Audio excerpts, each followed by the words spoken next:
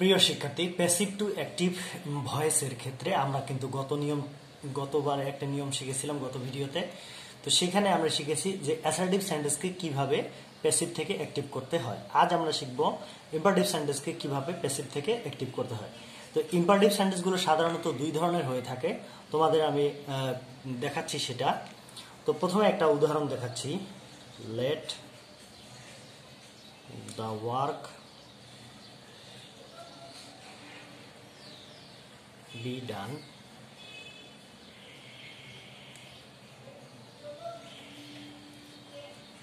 Let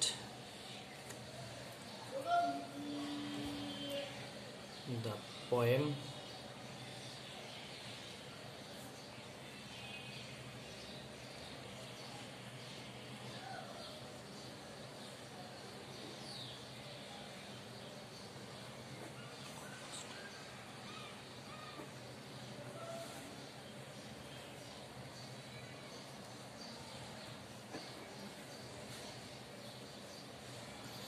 তো এই যে বাক্যটা দেখছো তোমরা, let the work be done, আর এখানে আমি লিখলাম let the poem be composed by him. তো এই যে let the work be done, এখানে কিন্তু বাই ইউ, এটা সাইলেন্স, এটা থাকতেও পারে নাও থাকতে পারে। বাই ইউ এটা থাকতেও পারে নাও থাকতে পারে। যদি থাকে তাহলে যেভাবে প্যাসিভ থেকে অ্যাক্টিভ হবে, আর যদি না থাকে তাহলে একইভাবে প্যাসিভ থেকে অ্যাক্টিভ হবে। অর্থাৎ এটা থাকলেও যা, না থাকলেও তা। আবার এই বাক্যটির মধ্যে খেয়াল করো, let the poem be composed by him. এবারও এখানেও কিন্তু এই যে বাই হিম বা এরকম থাকার পরে এখানে কিন্তু আরো একটা বাই ইউ থাকতেও পারে নাও থাকতে পারে। তো এই বাই ইউ এখানে ভ্যালুলেস, অর্থাৎ এটার কোনো মূল্য নেই। তবে এটা যদি থাকে তাহলে আমরা যেভাবে প্যাসিভ থেকে অ্যাক্টিভ করব, আর যদি এটা না থাকে ঠিক একইভাবে প্যাসিভ থেকে অ্যাক্টিভ করব। তো বন্ধুরা, এখন এইখানে কিন্তু অতিরিক্ত থাকছে এটা। এই দুই ধরনের সেন্টেন্সকে পার্থক্য করার উপায় হচ্ছে, এই যে বাই ইউ ছাড়া যদি অন্য কিছু থাকে, অর্থাৎ বাইয়ের পরে ইউ ছাড়া যদি অন্য কিছু থাকে,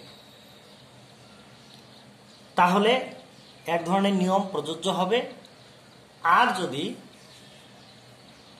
বাই ইউ থাকে তাহলে আরেক ধরনের নিয়ম প্রযোজ্য হবে।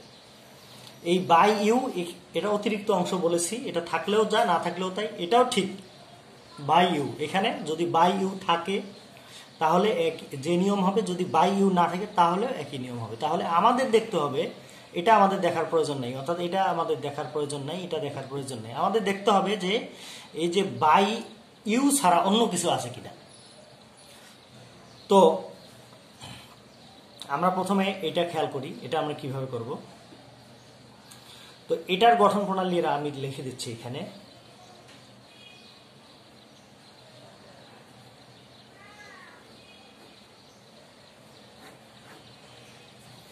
তোমরা জানো যে ইম্পারেটিভ সেন্টেন্সগুলো সাধারণত ভার্ব দিয়ে শুরু হয়।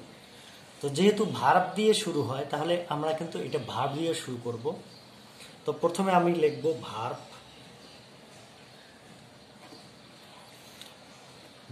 লেখার পরে তারপরে আমরা অবজেক্ট লিখব, অবজেক্ট।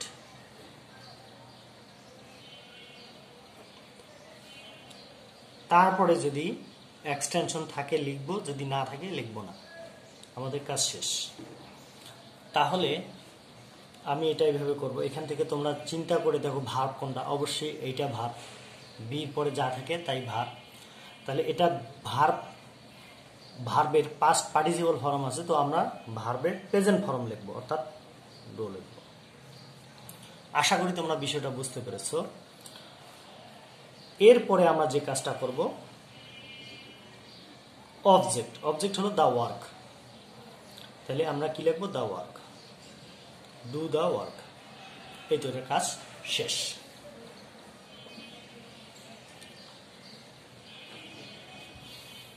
আর আমরা এই পরের নিয়মটা খেয়াল করি। পরের নিয়মটাতে দেখতে পাচ্ছ যে let the poem be composed by him. এখানে কিন্তু ওই যে আগে যে কথাটি বলেছিলাম যে বাই ইউ ছাড়া, বাই ইউ আমাদের দেখার বিষয় না, বাই ইউ ছাড়া বাই এর পরে অন্য কিছু আছে কিনা।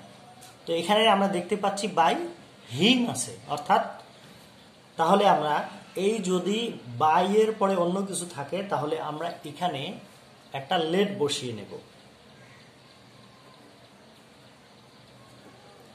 তো লেট বসিয়ে নেওয়ার পরে যে কাজটা করব সেটা হলো এই যে বাই এর পরে যে অবজেক্টটা আছে সেই অবজেক্টটাই এখানে লিখবো। অবজেক্টটা অবজেক্ট হিসেবেই বসবে, এটা কিন্তু সাবজেক্ট হবে না, অবজেক্টই হবে। সেই কারণে হিম আছে, হিমই এখানে থাকবে, অর্থাৎ এখানে হি হবে না। লেট হিম, তো এটা গঠন প্রণালী আমি দিচ্ছি স্ট্রাকচার 1 দিয়ে এটা, আর এটাতে দিচ্ছি স্ট্রাকচার 2।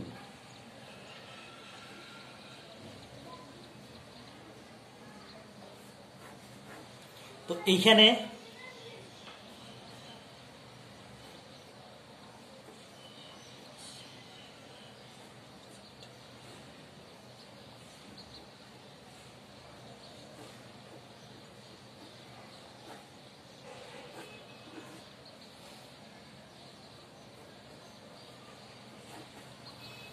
তো স্ট্রাকচার 1 এটা ওই যেখানে বাই ইউ আছে অথবা বাই ইউ নাই সেটার ক্ষেত্রে আমরা এই নিয়মটা, অর্থাৎ এটা।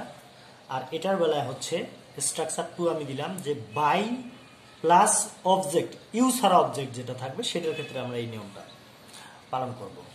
তো তাহলে প্রথমে আমরা কি লিখবো, লেট লিখবো। লেট লেখার পরে বাই এর পরে যে অবজেক্ট আছে সেই অবজেক্টটা লিখবো, বাই এর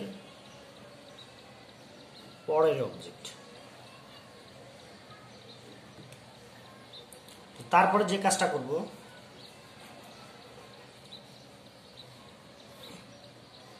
ভার্ব লিখব, ভার্বের প্রেজেন্ট ফর্ম লিখব। তোমরা জানো যে ইম্পারেটিভ সেন্টেন্সে সবসময় ভার্বের প্রেজেন্ট ফর্ম বসে, সেজন্য ভার্বের প্রেজেন্ট ফর্ম লিখলাম না, তোমরা লিখে নিবে,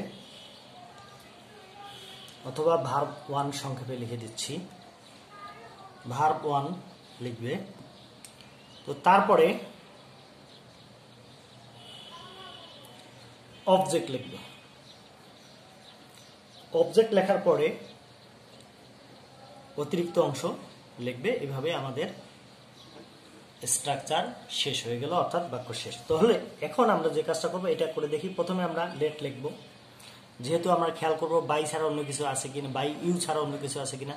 এখানে বাই হিম আছে, তাহলে আমরা কি করব, লেট হিম, লেট হিম। তাহলে প্রথমে আমরা লিখলাম, স্ট্রাকচার ফলো করি, লেট লেট। তারপরে আমরা কি কাজ করব, বাই এর পরের অবজেক্ট। তো বাই এর পরে এখানে অবজেক্ট হলো হিম, তো সেই হিমটা আমি লিখলাম এখানে। তারপরে কি ভার্ব, ভার্ব হলো এখানে কম্পোজ। তো এটা প্রেজেন্ট পাস্ট পার্টিসিপল ফর্মে আছে, তো আমরা কি লিখবো, প্রেজেন্ট ফর্ম লিখবো, তাহলে কম্পোজ।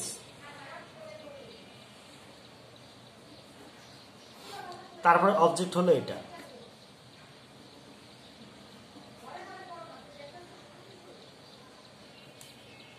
তো আশা করি তোমরা এই বিষয়টি বুঝতে পেরেছো। তাহলে আমরা আরো কয়েকটি উদাহরণ প্র্যাকটিস করে আসি।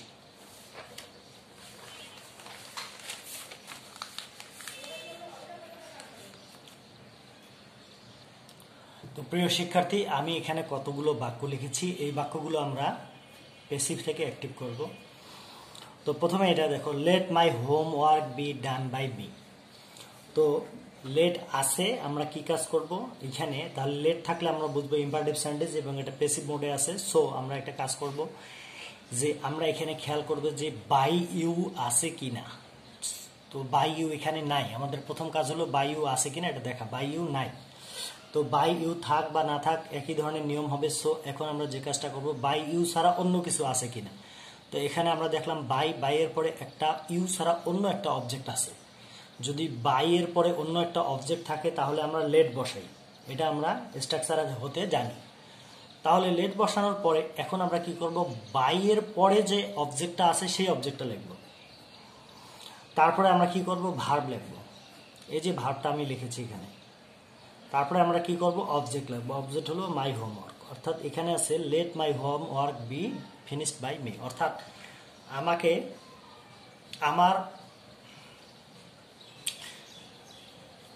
আমাকে দ্বারা আমার বাড়ির কাজ করতে দেওয়া হোক, এটা হলো সেই ধরনের অর্থ। আর এটা হলো, এটার অ্যাক্টিভের অর্থটা হচ্ছে যে আমাকে আমার বাড়ির কাজ করতে দাও। এবার আমরা এটাতে চলে আসি, পরেরটাতে চলে আসি, লেট কবির বি কল্ড। তাহলে এখন আমরা যে বিষয়টা খেয়াল করব যে বাই এর পরে অন্য কোনো ইউ ছাড়া অন্য কিছু আছে কিনা। তো এখানে বাই ইউ নাই, এবং সো আমরা সেই চিন্তা করছি না। বাই ইউ নাই এবং বাই এর পরে বাইও নাই এবং বাই এর পরে অন্য কোনো অবজেক্ট সেটাও নাই। সো আমরা একটা কাজ করব। তো আমরা এখন এটার প্রেজেন্ট ফর্ম লিখবো, অর্থাৎ যে ভার্ব আছে সেই ভার্বটা দিয়ে শুরু করবো এবং প্রেজেন্ট ফর্মটা দিয়ে শুরু করবো। তাহলে কি লিখবো, কল। তারপরে আমরা কি কাজ করব, ভার্ব লিখলাম, ভার্বের পরে আমরা অবজেক্ট লিখবো। তাহলে এটা হলো অবজেক্ট, এটা কিন্তু সাবজেক্ট না, এটা অবজেক্ট। কল ও বিটি, কারণ আমরা জানি যে ইম্পারেটিভ সেন্টেন্সের মধ্যে সাবজেক্ট ইউ থাকে এবং সেটা গোপনে থাকে, অর্থাৎ সাইলেন্ট থাকে। সো কবিরকে ডাকা হোক, এটা হচ্ছে কবিরকে ডাকা হোক, আর এটা হলো কবিরকে ডাকো। তো তারপরে আমরা পরেরটাতে চলে যাই, let the doctors be invited to the function. তো এখানে ঠিক এটার মতোই, কারণ এখানে বাই ছাড়া এটা একটা সেন্টেন্স। সো অর্থাৎ বাইয়ের পরে ইউ নেই এবং বাইয়ের পরে অন্য কিছুও নেই, অর্থাৎ বাই এর পরে কিছুই নেই, অর্থাৎ বাই নেই। তাহলে আমরা কি কাজ করব, বাই ইউ থাকলে যে নিয়ম এবং বাই ইউ না থাকলেও একই নিয়ম, তো ওই নিয়মে আমরা করব এটার মতো। তাহলে প্রথমে আমরা কি করব, এই যে ভার্ব বের করব। ভার্ব হলো এটা, বি এর পরে যা থাকে তাই ভার্ব। তাহলে এটা হলো ভার্ব, তাহলে এই ভার্বটা আমরা কি করব, প্রেজেন্ট ফর্ম লিখব, ইনভাইট। তারপরে আমরা অবজেক্ট লিখব। অবজেক্ট হলো the doctors, invite the doctors, invite the doctors. তারপরে অতিরিক্ত অংশ আছে, টু দ্য ফাংশন।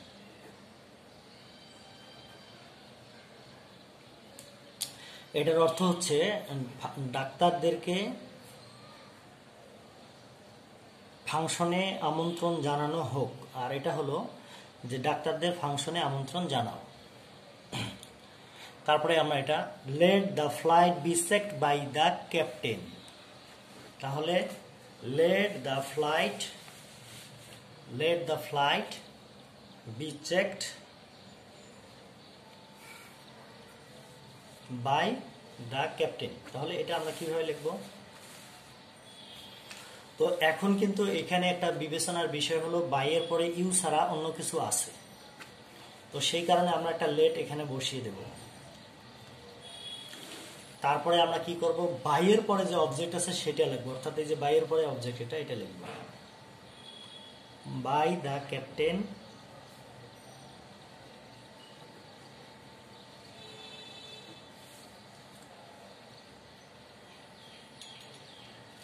অর্থাৎ লেট দ্য ক্যাপ্টেন। তারপরে যে কাজটা করব, এই যে ভার্বের প্রেজেন্ট ফর্ম লিখব, চেক। তাহলে আমরা কি লিখলাম, লেট দ্য ক্যাপ্টেন চেক। তারপরে আমরা এই যে অবজেক্ট আছে সেই অবজেক্টটা লিখব, ফ্লাইট।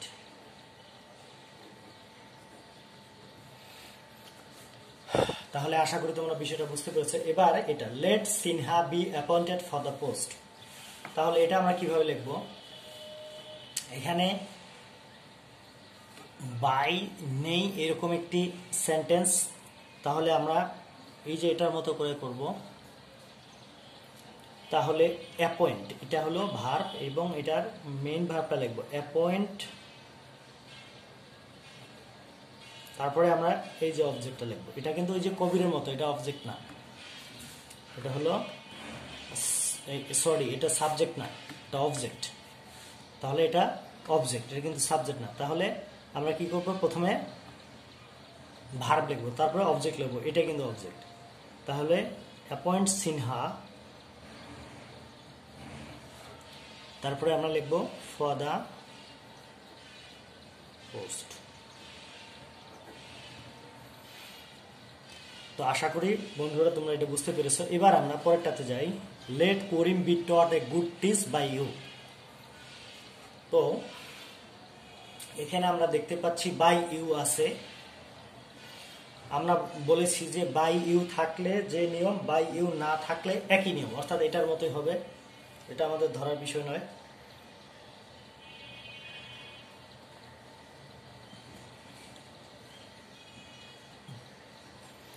সো আমরা এই কাজটা করব।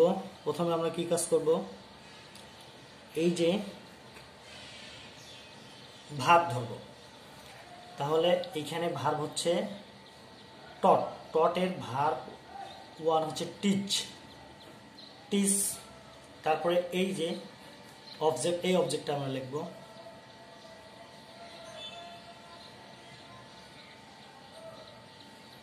তারপরে এই যে অতিরিক্ত অংশ, অর্থাৎ এটাও অবজেক্ট, এই অবজেক্টটা আমরা এখানে লিখব।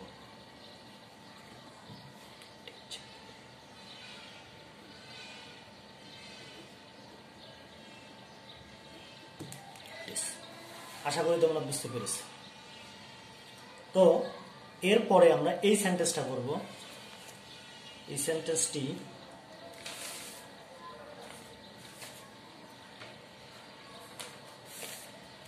আমি এই সেন্টেন্সটি এখানে লিখছি।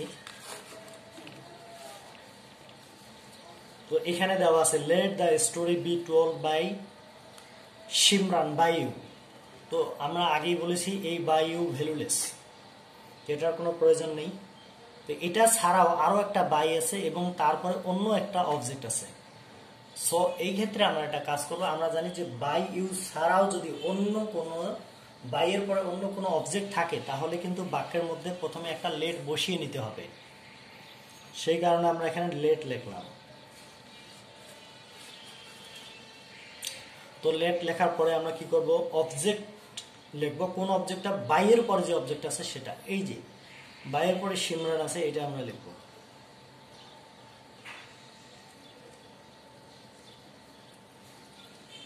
তারপরে আমরা ভার্ব লিখবো, যে টোল, টোল ভার্বের প্রেজেন্ট ফর্ম হলো টেল। তাহলে লেট সিমরান টেল, তারপরে হলো অবজেক্ট, যে বাকি অবজেক্টটা রয়েছে সেটা, অর্থাৎ লেটের পরে যে অবজেক্ট আছে সেটা, দা স্টোরি। তাহলে আশা করি তোমরা বুঝতে পেরেছো বিষয়টি। তাহলে এই পর্যন্তই তোমরা কতগুলো বাক্য লিখে লিখে নিজেরা প্র্যাকটিস করবে। 10টা করে বাক্য লিখে প্র্যাকটিস করবে। 10টা হলো যেগুলো বাইয়ের পরে অন্য অবজেক্ট থাকে সেগুলোর, এবং 10টা হলো বাই থাকে না অথবা বাইয়ের পরে ইউ থাকে এরকম অবজেক্ট।